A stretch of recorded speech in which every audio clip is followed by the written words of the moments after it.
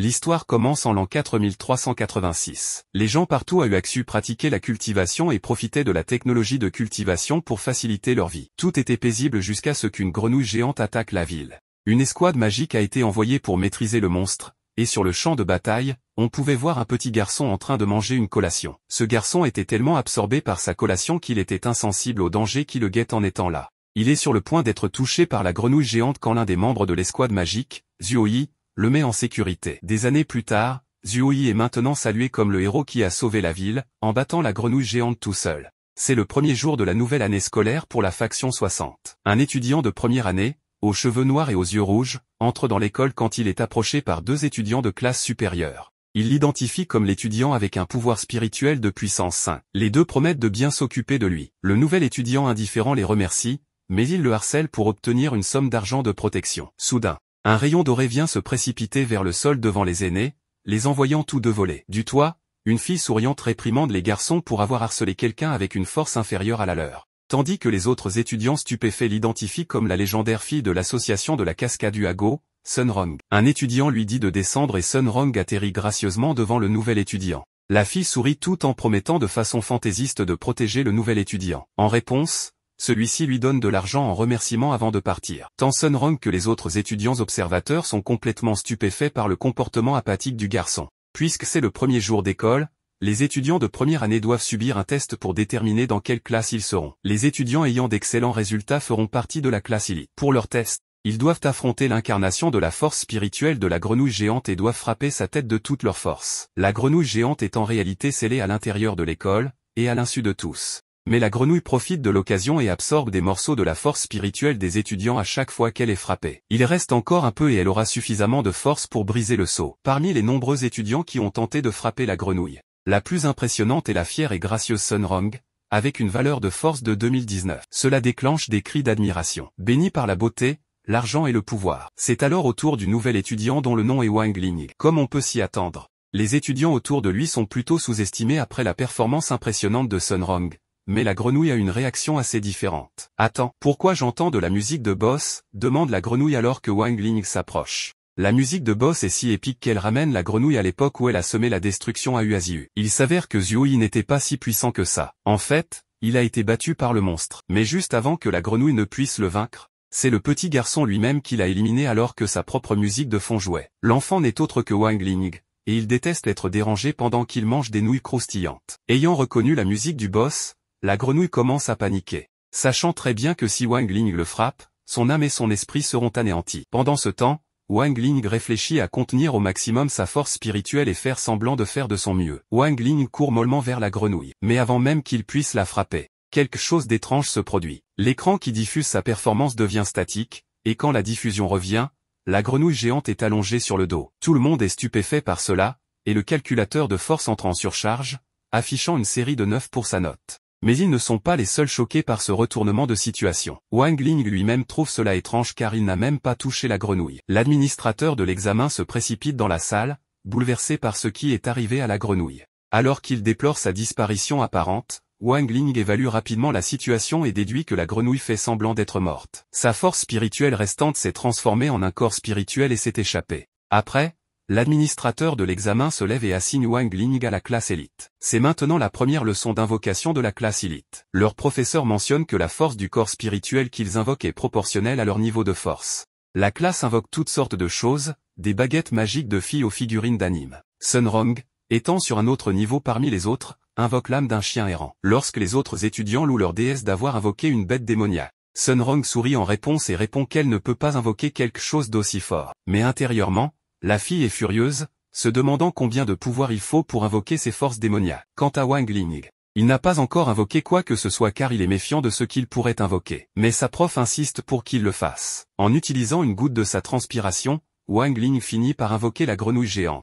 qui se plaint de devoir affronter à nouveau le garçon puissant. Dans leur panique, certains des étudiants sortent de la salle. Heureusement, leur professeur sauve la situation en utilisant le chien que Sunrong a invoqué. Elle fusionne la grenouille géante et le chien à l'aide d'un talisman, formant ainsi une bête spirituelle mignonne de type chien. Les étudiants finissent par en être enthousiasmés et l'appellent Hera, tandis que Wang Ling sort de la classe. Lors de l'accouchement, Wang Ling est sorti tout seul du ventre de sa maman. Il a même commencé à marcher dès qu'il est sorti du ventre, et cela a tellement effrayé son père qu'il a perdu connaissance. On ne peut pas lui en vouloir. Wang Ling a des parents très attentifs, qui le gâtaient avec des jouets quand il était bébé. En raison de ses grands pouvoirs, il peut aussi entendre les pensées des gens, si bien qu'il savait déjà dès son plus jeune âge que les gens ont tendance à ne pas dire ce qu'ils pensent vraiment. Depuis lors, Wang Ling a toujours maintenu un profil bas. Mais Wang Ling a rompu ce serment de normalité quand il a battu la grenouille à l'âge tendre de 6 ans. Ses parents ont vu cela et à ce moment-là, ils ont décidé qu'il était préférable pour lui de redoubler d'efforts pour rester discret. Son père a cherché sur Internet des moyens de contenir les forces spirituelles,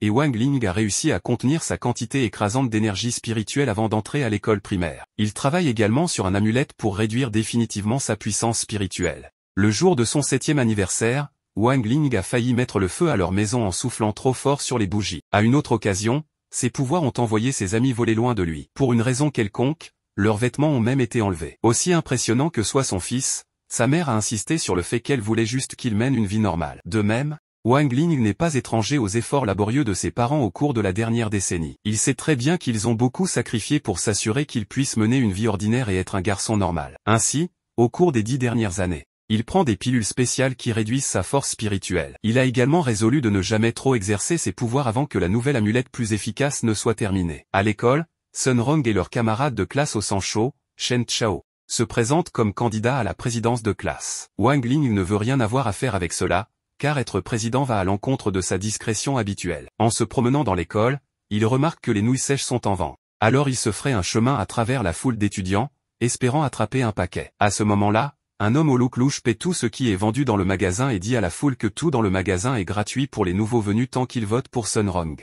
Shen Chao et son ami remarquent cela et proclament que solliciter des votes est de la triche, mais Sun Rong arrive, disant qu'elle ne fait que démontrer ses capacités. Quant à Wang Ling, il ne se soucie que des nouilles sèches. Donc il dit qu'il donnera à Sun Rong 5 votes pour 5 paquets de nouilles sèches. Sun Rong utilise alors l'art de la séduction pour séduire les étudiants et les inciter à voter pour elle. Même son rival, Shen Chao, est sous son charme. En classe, ils discutent des arts anciens de confinement, qui inclut le sort de séduction que Sun Rong a utilisé sur les étudiants. Sun Rong panique et craint que le professeur ait percé à jour ses manigances. Le professeur explique que la séduction utilise des incantations avec des sauts manuels pour projeter la force spirituelle de l'utilisateur sur les autres, les transformant en fans de l'utilisateur. Alors que le professeur discute de cela, Wang Ling se rend compte de ce que Sun Rong a fait plus tôt. Il se souvient qu'il lui a donné une pilule en échange des nouilles sèches, il ne peut donc plus être sous son charme. Il lui fait signe que les nouilles sèches sont délicieuses. Mais Sun Rong comprend mal cela et pense qu'il veut qu'elle consomme la pilule qu'il lui a donnée. Elle le fait, pensant qu'il veut l'aider à être délégué. En même temps,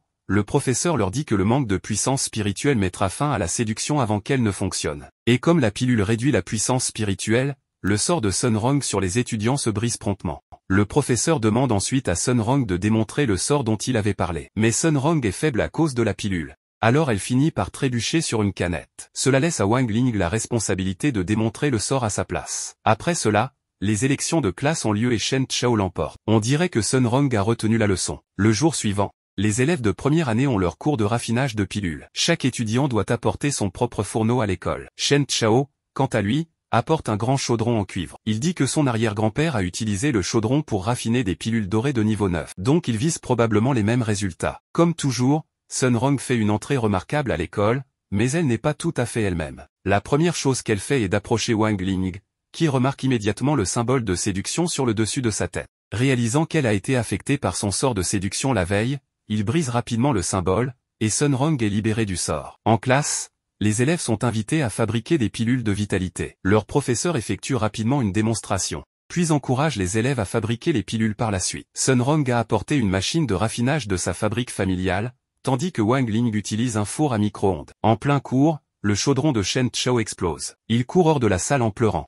disant que son père va sûrement le fouetter. Il faudra environ 7 heures pour que les pilules soient raffinées, alors le professeur fait sortir les étudiants de la salle d'abord pour revenir plus tard. Mais à l'insu de la classe, un méchant sinistre se cache dans les ombres, et ce méchant est Hera. Maintenant qu'il est laissé seul dans la salle, le chien prévoit de manger un des fourneaux magiques des étudiants. Heureusement, Wang Ling arrive juste à temps avant que Hera puisse l'avaler et il le balance hors de la pièce. Toujours perturbé par les dégâts causés à son chaudron, Shen Chao se rappelle comment il a supplié son père de lui permettre d'apporter le chaudron familial à l'école. Pendant ce temps, Wang Ling lave le fourneau de Gohao, qu'il a sauvé du méchant chien. Gohao le voit le tenir et lui demande une explication. Wang Ling explique que Hera a mis le fourneau de Gohao dans sa bouche, alors il l'a sorti pour le laver. Pendant ce temps, un démon mental a déjà pris possession de l'esprit de Shen Chao. Quant à Gohao, il essaie de tirer sur Wang Ling avec sa potion pentatoxique pour avoir touché à son chaudron. Hélas, Shen Chao est celui qui reçoit et absorbe une partie de la potion. Wang Ling tente de guérir Shen Chao avec ses pouvoirs mais Gohao l'arrête et l'encourage à l'aider à fabriquer lui-même un antidote. Bien qu'il pense que les effets de la potion ne sont pas si graves,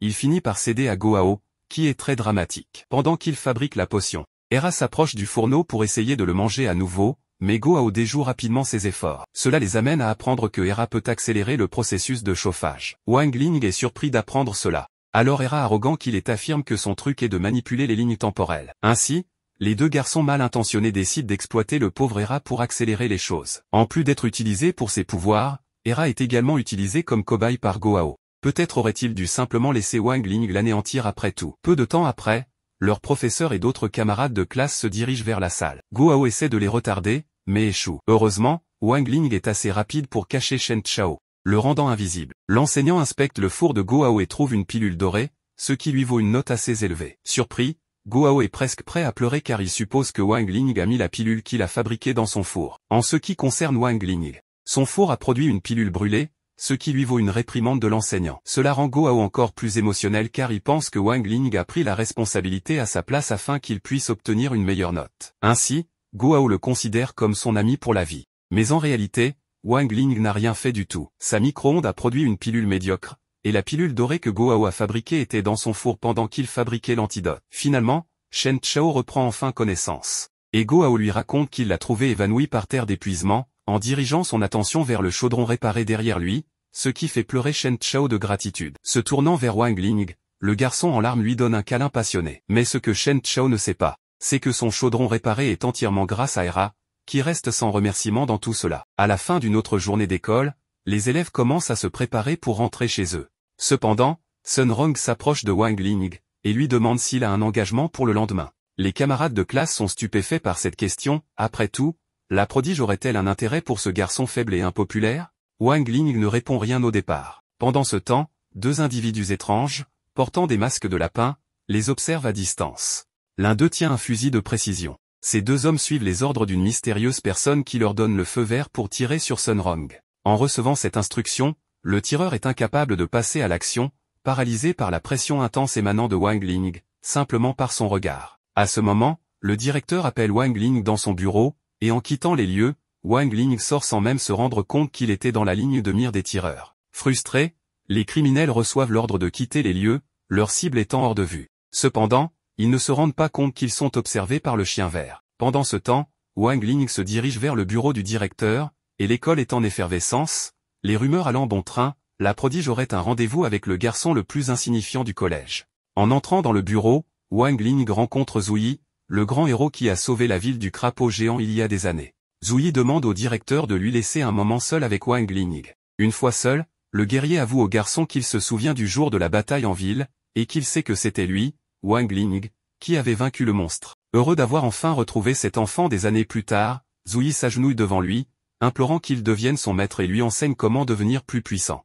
Wang Ling, mal à l'aise face à cette situation, utilise un sort de 100% d'oubli. Ce sort fait perdre complètement à la cible la mémoire d'un événement spécifique. Cependant, s'il est mal utilisé, il peut laisser la personne dans un état végétatif. Wang Ling l'utilise avec seulement 50% de sa puissance pour éviter d'endommager son corps. Après qu'une grande lumière bleue s'échappe du bureau, Wang Ling quitte les lieux comme si de rien n'était. Alors qu'il s'éloigne pour manger un snack, le chien vert s'approche et, à travers lui, Wang Ling découvre que les individus masqués étaient bel et bien de véritables criminels. Le lendemain, Wang Ling se réveille et, en ouvrant la fenêtre de sa chambre, il remarque une foule de gardes du corps, et d'autres personnes rassemblées pour attendre sa sortie. Pendant son petit déjeuner, ses parents sont ravis, car Sun Rong, en plus d'être belle, appartient à une famille riche. Elle leur offre même un cadeau, une boîte de pilules rares, utilisée uniquement par les familles de la haute société. Wang Ling et Sun Rong sortent ensemble en ville, mais ils sont toujours surveillés par ces mystérieux individus portant des masques de lapin.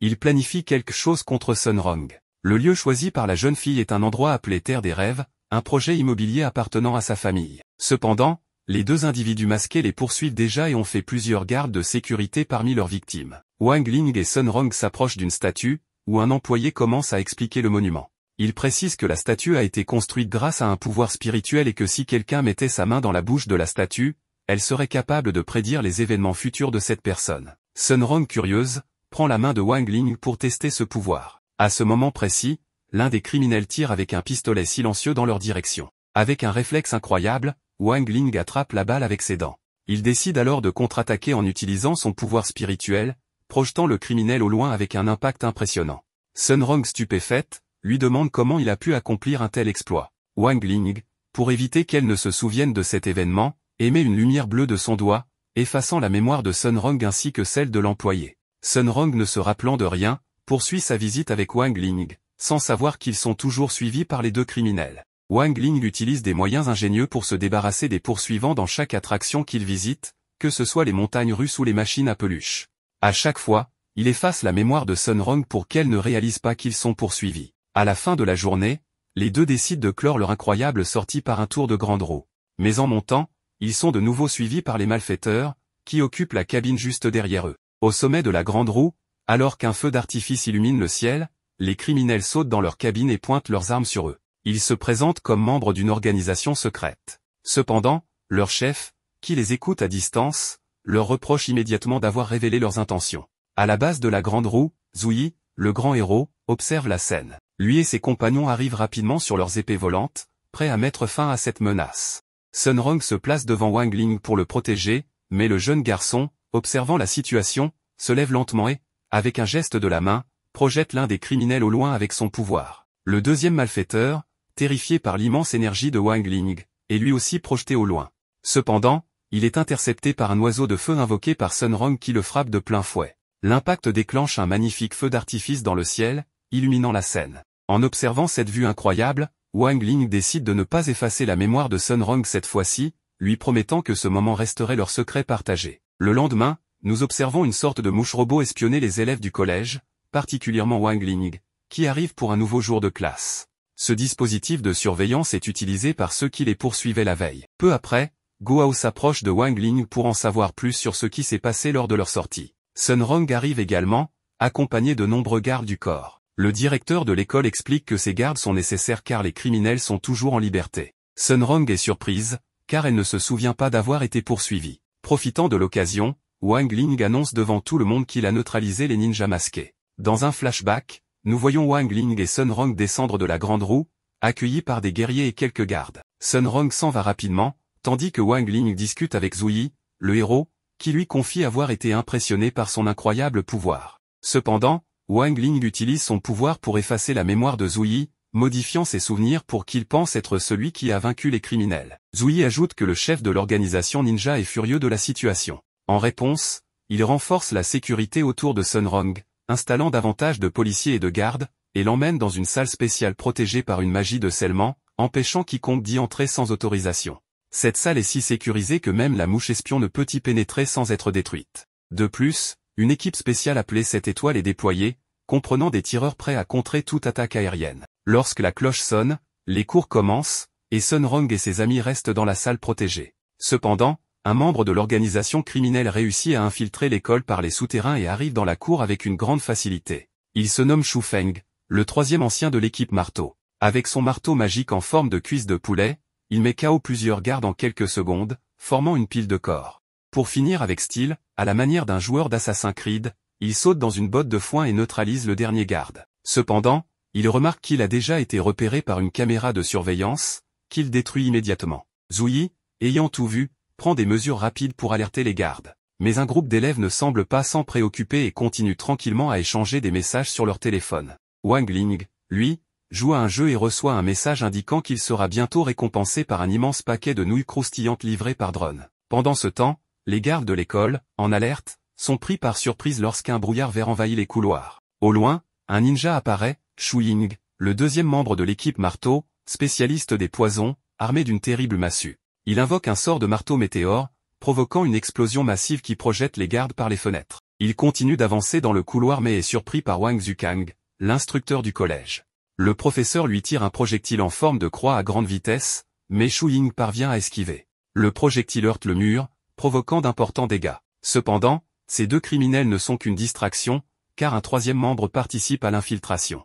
Il s'agit de Shu Jian, le chef de l'équipe marteau. Grâce à son pouvoir d'invisibilité, même les guerriers les plus expérimentés ne peuvent détecter sa présence. Patient, il concentre son énergie pour porter un puissant coup avec son gigantesque marteau sur le sceau protégeant la salle du directeur. Pendant ce temps, Wang Ling et ses amis remarquent que le combat entre l'instructeur et le ninja empoisonneur a déjà commencé. L'instructeur, bien que vieillissant, esquive avec agilité les nombreux coups portés par son adversaire. À un moment critique, l'ennemi utilise un sort pour agrandir son arme et l'abattre sur l'instructeur, pensant l'avoir vaincu. Cependant, l'instructeur libère une aura dorée intense qui détruit complètement l'arme géante grâce à une force surhumaine. Il se dirige calmement vers son adversaire pour terminer le combat, mais est surpris par un piège explosif de poison.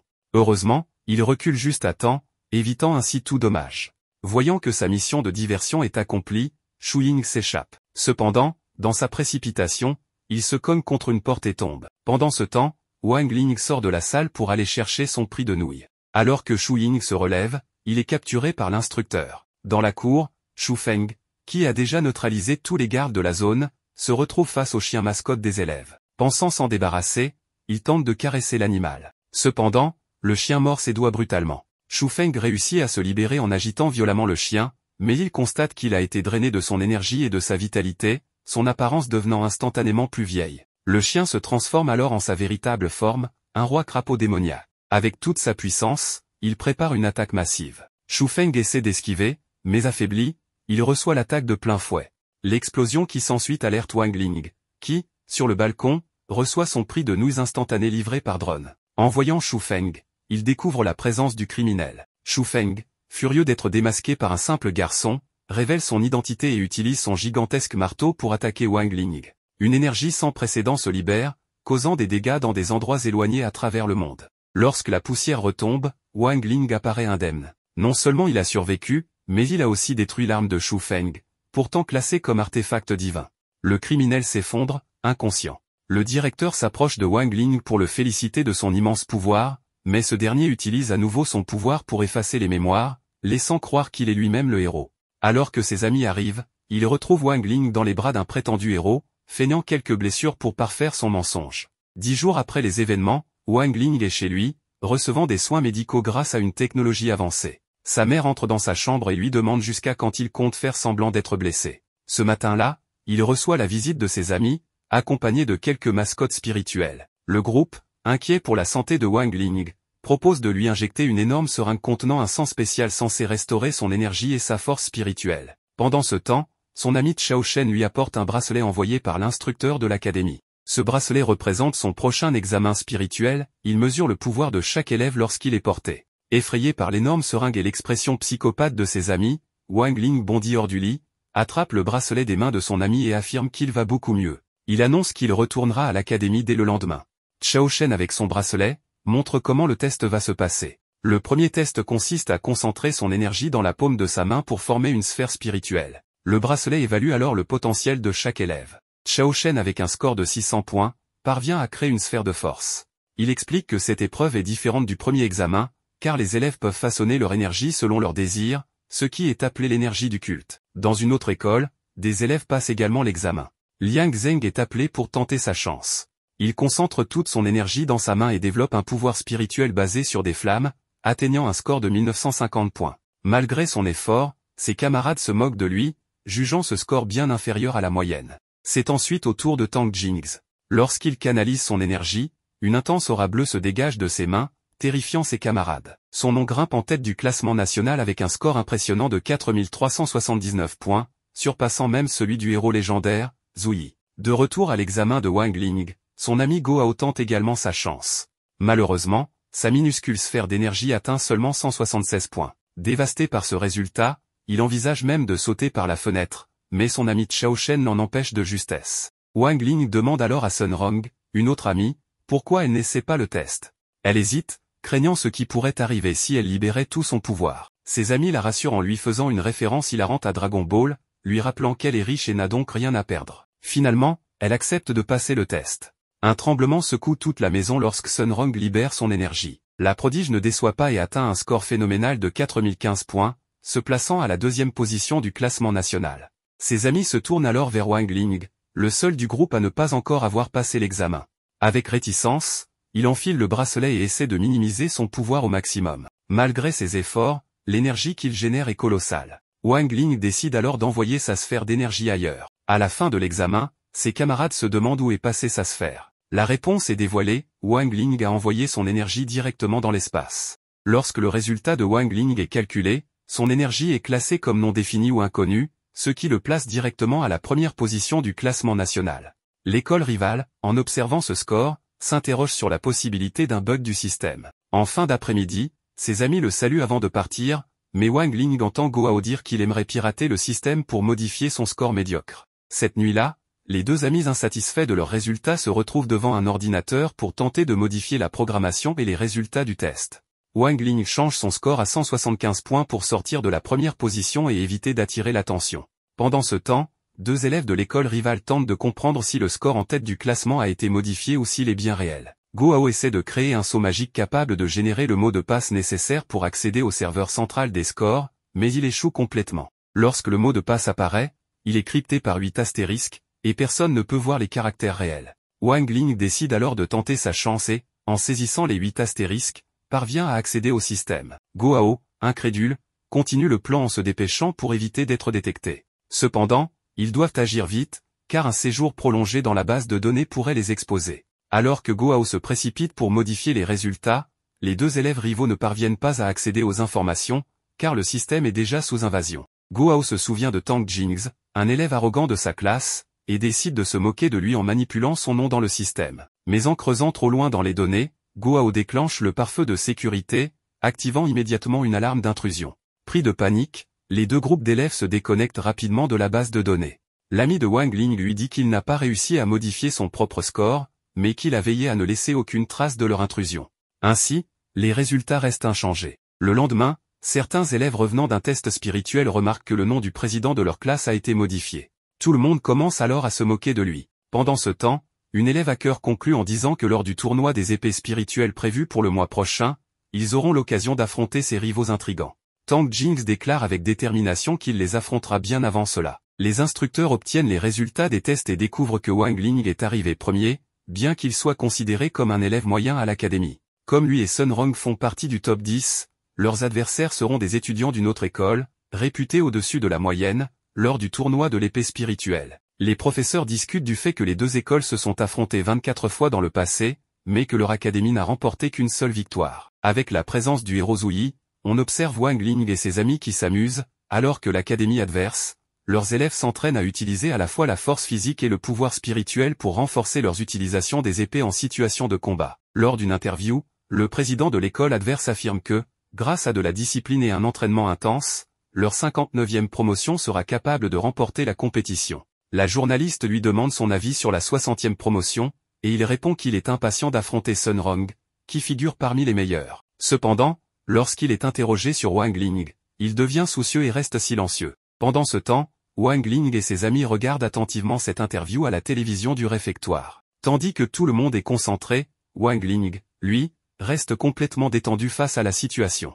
Dans le bureau du directeur, les instructeurs discutent de l'équipe qui représentera l'école. Madame Pan, une enseignante, s'oppose à l'idée de confier cette responsabilité à des élèves de première année. Mais Zouyi la rassure en lui disant que tout se passera bien et qu'elle ne doit pas s'inquiéter. L'équipe choisie est composée de Wang Ling et ses 3 amis. Cependant, un problème se pose, une équipe doit compter 5 membres. C'est alors que le héros a une idée brillante, ou pas, ajouter le chien mascotte comme 5e membre. Lorsque l'instructrice Pan l'interroge sur ce choix absurde, Zouyi utilise un sort pour transformer le chien en humain. Malheureusement, la magie échoue, et le résultat est catastrophique, un être à tête de chien vert. Horrifié, il annule immédiatement la fusion ratée. Il explique ensuite que la participation du chien ne pose aucun problème, car d'autres animaux spirituels ont déjà participé à des tournois précédents. Pour enregistrer la puissance du roi démon, ils lui mettent un bracelet de test, car il n'avait jamais participé aux examens auparavant. Le directeur demande alors que son pouvoir soit enregistré avec une valeur de 5000, ce qui le place directement 2e dans le classement.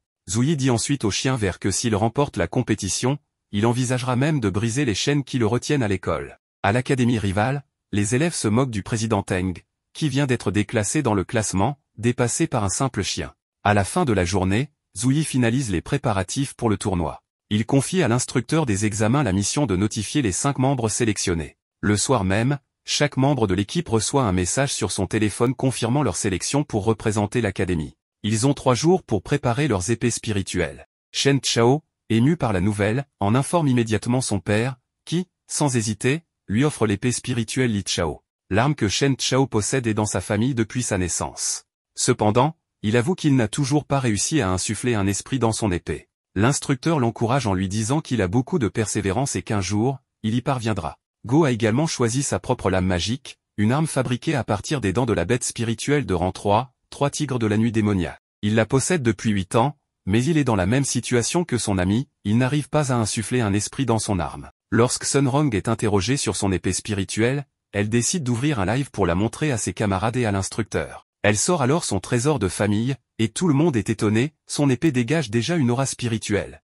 Une lumière bleue éclatante l'entoure, preuve qu'elle a dû s'entraîner très longtemps pour atteindre ce niveau. L'instructeur questionne ensuite Wang Ling et le chien vert à propos de leurs armes spirituelles. Shen Chao intervient, moqueur, en disant que le chien n'est qu'une mascotte et ne peut pas avoir d'armes spirituelles. Pourtant, contre toute attente, le chien envoie une photo où il tient une épée. L'examinateur explique alors à tout le monde que l'infusion d'un esprit dans une épée demande beaucoup de patience. Au début, le pouvoir est chaotique, mais avec de l'entraînement, l'aura bleue finit par se stabiliser, prenant soit la forme d'une petite bête, soit une apparence humaine dotée d'une intelligence propre. Ce n'est qu'au semestre prochain que les élèves apprendront davantage sur les épées spirituelles. En attendant, il leur conseille de créer un lien émotionnel avec leurs armes. Les instructeurs demandent alors à Wang Ling s'il possède une épée spirituelle. Tranquillement, après avoir mangé un snack, il répond simplement oui, mais refuse de la montrer. Pendant ce temps, à l'académie rivale, le président Teng remet à son instructrice la liste des combattants qui représenteront leur école. La femme, étonnée, remarque qu'il n'y a que 4 noms au lieu de 5. Teng sourit et dit que le 5e membre sera cette personne. L'instructrice frissonne de peur. Avec ce choix, la victoire serait assurée. Au même moment, dans une ruelle sombre, plusieurs élèves sont violemment battus et frappés par un seul individu. Ce mystérieux combattant vient d'être personnellement convoqué par l'instructrice pour rejoindre l'équipe du tournoi d'épée spirituelle. Son comportement agressif est en totale contradiction avec les standards de l'école, ce qui laisse entendre qu'il s'agit d'une arme secrète, gardée cachée jusqu'à présent. Cette même nuit, après avoir entendu les explications sur le tournoi, Wang Ling ne semble pas vouloir participer. Il a peur d'utiliser son pouvoir durant la compétition et de provoquer une catastrophe planétaire. Malgré son manque d'enthousiasme, il se rend tout de même auprès de ses parents pour leur poser des questions sur son épée spirituelle. Ces derniers sont en train de regarder les informations où l'on apprend que le héros de la ville et son équipe ont démantelé les plans de l'organisation des masqués, les mêmes criminels qui le poursuivaient auparavant. L'équipe du héros a finalement découvert et envahi leur repère secret. Pendant ce temps, Wang Ling monte au grenier de sa maison et y trouve une vieille boîte qui, selon lui, contient son épée spirituelle. Lorsqu'il l'ouvre, une lumière dorée éclatante en surgit. Au même instant, il reçoit un message de son instructeur, l'informant que le lendemain, il devra se rendre au camp d'entraînement. Soudain, un être spirituel en forme de petit moine sort de la boîte. Mais le protagoniste le repousse immédiatement à l'intérieur. Malgré ce contact bref, un sceau doré apparaît dans sa nuque. Le lendemain, Shen Chao et Sun Rong découvrent l'épée spirituelle de Wang Ling. Ils la trouvent très petite et enfantine, mais Sun Rong la trouve jolie. Le chien vert, en revanche, perçoit immédiatement que cet objet minuscule renferme un immense pouvoir. Quant au roi démon, il distingue une danse aura dorée entourant l'arme et le corps du garçon. De son côté, le directeur arrive à l'école, accompagné des 2 instructeurs. Il annonce que la première phase du tournoi durera 5 jours et que les élèves seront logés ensemble. Il remarque alors que Wang Ling n'a emporté aucune valise ni sac. En réalité, Wang Ling ne veut pas participer. Son plan est simple, faire semblant de s'évanouir et dire qu'il a mal au ventre pour être disqualifié. Alors que tout le monde est prêt à partir, le héros de la ville reçoit une information urgente de l'un des membres de son escouade. Il annonce qu'il ne pourra pas accompagner les élèves. Pendant ce temps, quelques mètres derrière leur bus, un véhicule suspect roule discrètement. À l'intérieur se trouve la chef de l'organisation criminelle, qui a un plan pour éliminer Sun Rong une bonne fois pour toutes. Elle croit à tort que c'est le héros de la ville qui déjoue constamment ses plans. Sa nouvelle stratégie est de leurrer les héros à l'aide d'un clone explosif. Elle a conçu une copie parfaite d'elle-même, portant un compteur dans les yeux. Lorsque ce compte à rebours atteindra 0, une gigantesque explosion détruira tout aux alentours. Elle utilise ensuite son clone pour tromper la police. De retour dans le bus, Wang Ling ressent une présence étrange approcher. Cependant, il n'arrive pas à se concentrer, car l'esprit de son épée sort sans son consentement. Une fois arrivés au camp d'entraînement, ils sont accueillis par l'équipe de l'académie rivale. Rapidement, un échange de regards tendus a lieu entre les instructrices. Dans le passé, elles étaient des amies et colocataires, mais elles sont désormais ennemies. L'instructrice 11e se moque de Madame Pan, disant que c'est grâce à l'argent des parents de Sun Rong que leur académie est encore sur pied, ce qui l'énerve au plus haut point.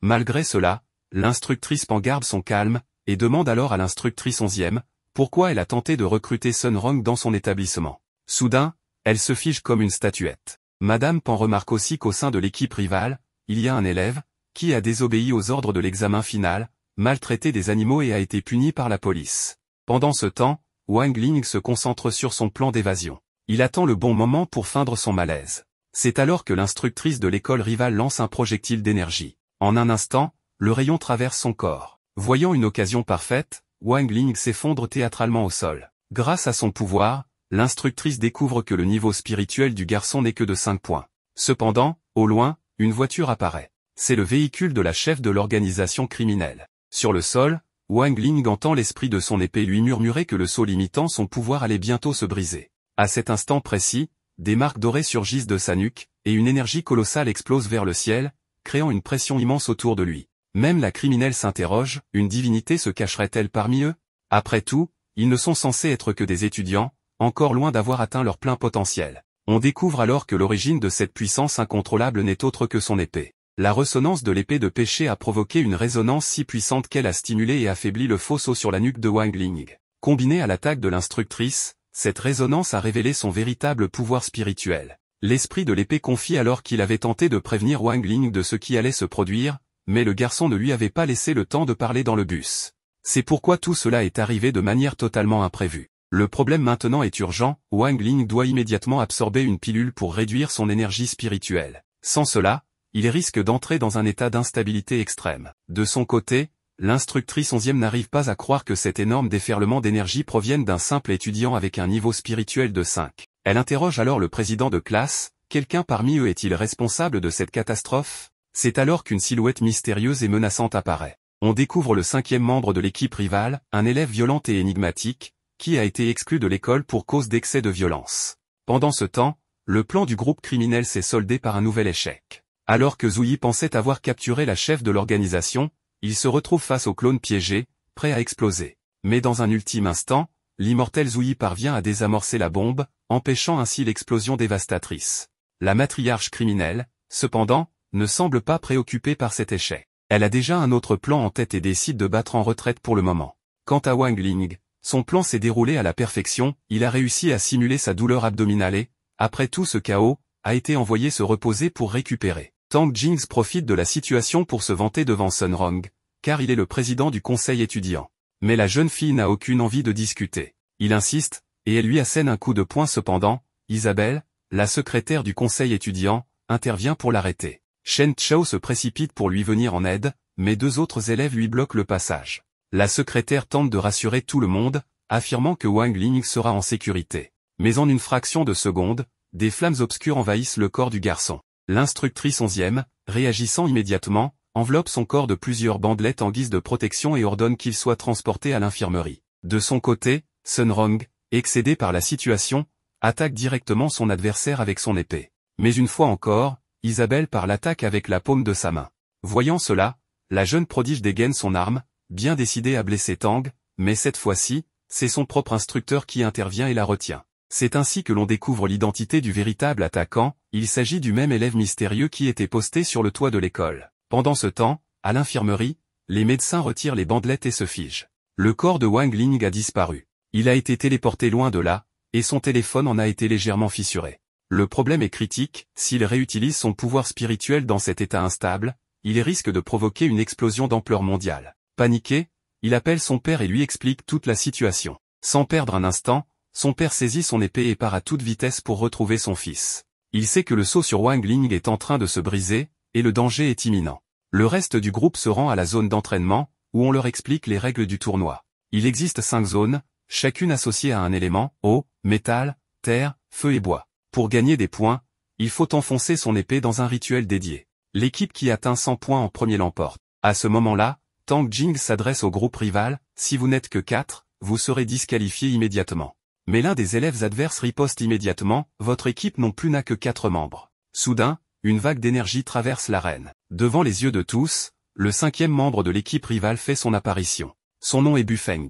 À la surprise générale, il trahit sa propre école, tend une fleur ténébreuse et propose d'aider l'équipe ennemie pour équilibrer les forces. Mais la jeune fille de l'équipe adverse rejette immédiatement l'offre, malgré l'insistance insupportable de Bufeng. Shen Chao, agacé par la scène, tente de lui asséner un coup de poing.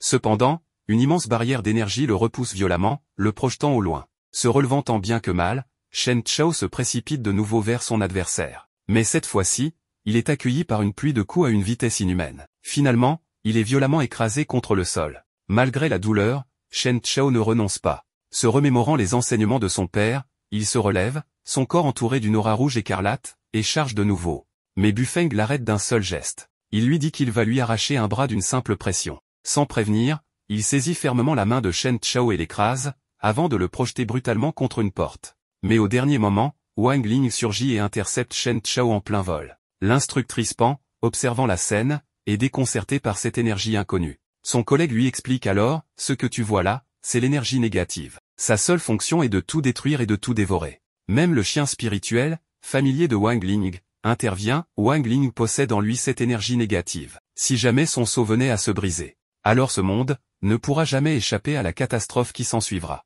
Wang Ling finit par utiliser sa magie de soin sur le bras de Chen Chao, le ramenant à la normale. Cependant, le sceau est déjà à son point de rupture. L'infâme élève Bu Feng tente de vérifier le véritable niveau de Wang Ling, alors il se précipite vers lui sans la moindre hésitation. Il lui assène un coup de poing direct, mais Wang Ling l'ignore complètement et marche vers Sun Rong, à qui il tend une rose. Ce geste laisse tout le monde sans voix face à son calme, malgré tout ce chaos. Suite à cela, l'instructrice 11e conduit les élèves vers leur quartier de repos respectif. Pendant ce temps, une élève observe la scène depuis le sommet du gymnase, suivant chaque événement avec attention. Plus tard dans la journée, Bu Feng tombe nez à nez avec la mystérieuse espionne du collège. Ils commencent à discuter, mais après une pique cinglante de la part de la jeune fille, Chen Chao, vexé, la traite de vieille. Ce fut l'erreur fatale. En une fraction de seconde, il est frappé par un coup d'une vitesse fulgurante qui l'envoie valser au loin.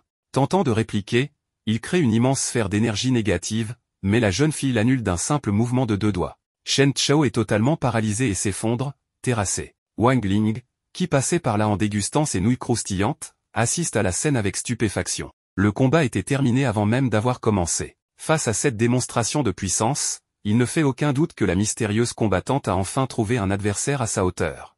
Zhang Luying, la leader du groupe criminel, a réussi à capturer Wang Ling et le garçon bagarreur en utilisant une corde sacrée capable d'empêcher quiconque de se libérer en utilisant son pouvoir spirituel. La criminelle se rend compte que l'un des garçons présents est un ami de Sun Rong et pourrait l'utiliser à son avantage. Bien qu'elle pense que ce n'est qu'un garçon faible, le sceau qui retient son énergie négative est sur le point de se briser, et si cela arrive, la Terre sera détruite en un clin d'œil. L'esprit qui habite l'épée de Ling se réveille et observe la situation. Voyant le climat devenir plus sombre, avec des éclairs et des vents violents, la créature tente immédiatement de calmer son maître en disant que les nouilles croustillantes du jour sont à moitié pris. Le pouvoir dévastateur du garçon se calme alors, et l'atmosphère redevient normale grâce à l'invocation présente dans l'arme de Wang Ling. Zhang Luying prend un cheveu du garçon bagarreur et dit qu'elle va l'utiliser pour s'infiltrer à l'école, car son plan initial était de se transformer en une étudiante et tuer Sun Rong. Elle laisse un de ses hommes de main surveiller les étudiants qu'elle a capturés, prête à mettre son plan en action. Pendant ce temps, les instructeurs et élèves des 2 écoles sont en salle, participant à une petite réunion, quand Bu Feng ouvre désespérément la porte et dit à tout le monde que Ling a été kidnappé. On voit ensuite les garçons attachés près d'un poteau, et le protagoniste est attaché à une structure en bois qui ressemble beaucoup à une croix. Le garçon bagarreur, le criminel, qui pensait déjà depuis longtemps rejoindre un ennemi, dit que s'il était détaché de cet endroit, il raconterait tout ce qu'il sait au groupe de criminels. Le sbire répond que seule la chef est capable de lever ce sort. Le garçon, déjà impatient, dit que ce vieux n'était bon qu'à être chauffeur et n'avait aucun pouvoir pour faire partie de cette faction. À ce moment, ce même vieil homme, apparemment inoffensif, libère un puissant rayon près des pieds du jeune homme qui traverse tous les étages de l'école pour atteindre le sol. En quelques secondes, l'esprit de l'épée dit que ce chauffeur a un pouvoir colossal, et même cela n'est pas encore sa pleine force. Dans la salle de réunion, la chef du gang, qui avait l'apparence de Bu Feng, raconte toute l'histoire de l'enlèvement de Ling par les ennemis. Le héros présent confirme que tout cela fait partie du plan de la criminelle. Le président du conseil des élèves demande à son assistante de localiser le pouvoir de Wang Ling, et la fille cherche un pouvoir inconnu, car Ling avait un niveau très bas, mais une présence est détectée chez le vieil homme, ce qui est difficile. Zouyi dit qu'elle enverra l'équipe spéciale des 7 étoiles sur place pour enquêter. Instantanément, Sun Rong est attachée par ses propres gardes pour la protéger contre un enlèvement ou toute autre menace, car elle est la cible principale de l'organisation criminelle. La fille se libère, brandit son épée et dit qu'elle ne fuira pas et qu'elle affrontera n'importe quel ennemi pour sauver son ami. Les garçons se lèvent également et sortent leur épée pour aider leur ami.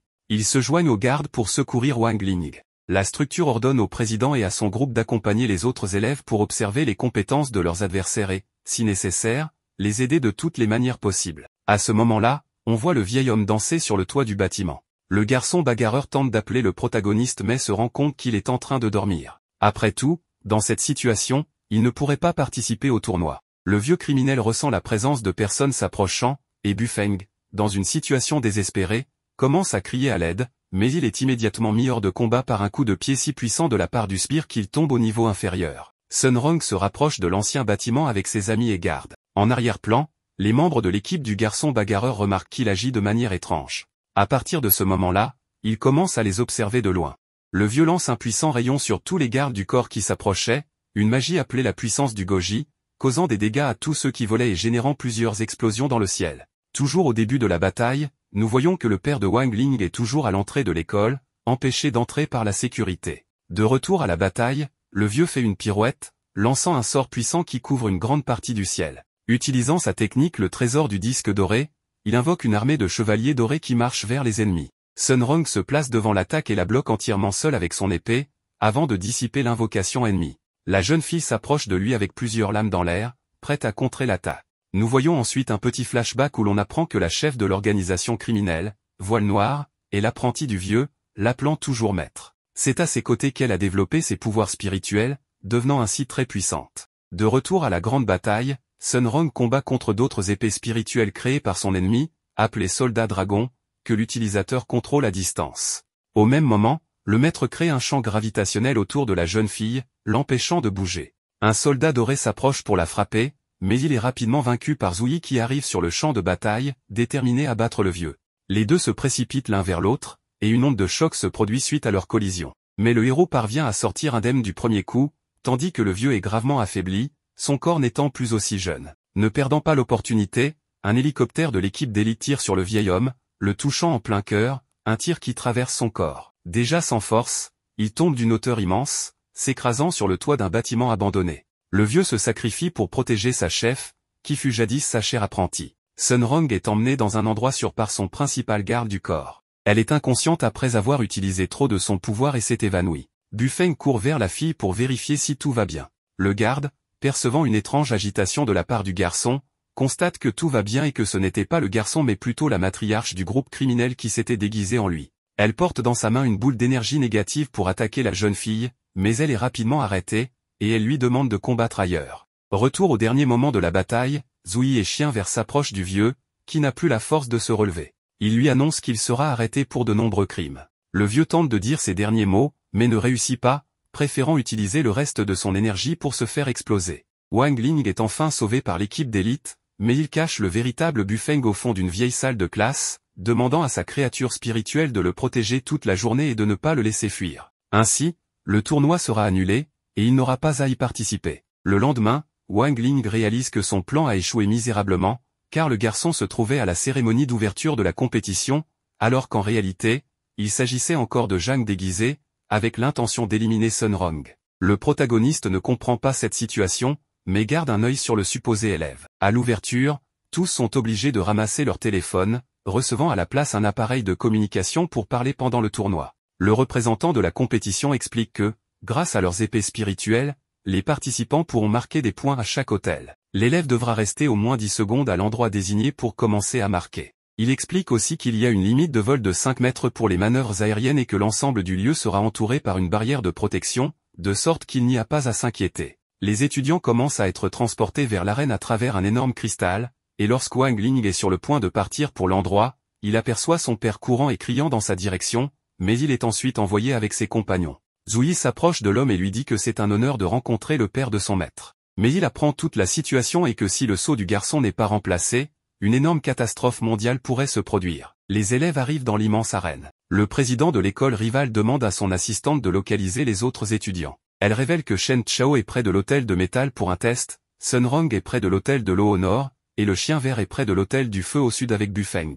Le groupe de la 59e académie est situé au centre, près de l'hôtel de la Terre. Ils déduisent donc que Wang Ling est probablement sur l'hôtel de bois à l'est. Un des participants, en apprenant cela, court vers le garçon faible, pensant que ce sera plus facile de le vaincre. Théoriquement. Malgré la détection des positions des autres, il restait encore la localisation de Go. Cependant, ce qu'il ne savait pas, c'est que Go écoutait déjà l'explication depuis le début. Le garçon était caché derrière un pilier de terre, mais sa présence est rapidement détectée. Son corps est percé par l'épée de Tang Jingzi. Finalement, ce n'était qu'un clone de terre. Le garçon s'enfuit alors et se cache dans un arbre. Il a été sauvé par un des seaux de substitution qu'il avait acheté avant le début du tournoi. Un message vocal est diffusé et tout le monde apprend que la 59e Académie a déjà conquis l'hôtel de la Terre. Pour ne pas se laisser distancer, Shen Chao se dépêche de conquérir un hôtel le plus vite possible. En approchant de l'hôtel de métal, le garçon est accueilli par un vent violent, accompagné de nombreuses feuilles jaunes qui le blessent légèrement. La fille chargée de le vaincre arrive peu après et utilise sa magie du royaume de la toile,